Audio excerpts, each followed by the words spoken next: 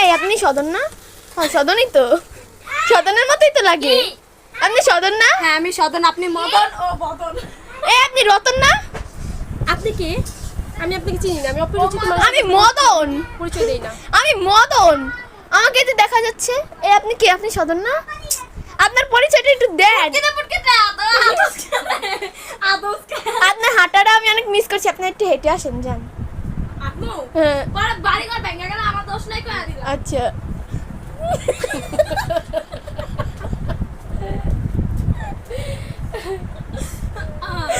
বাচ্চা গেল।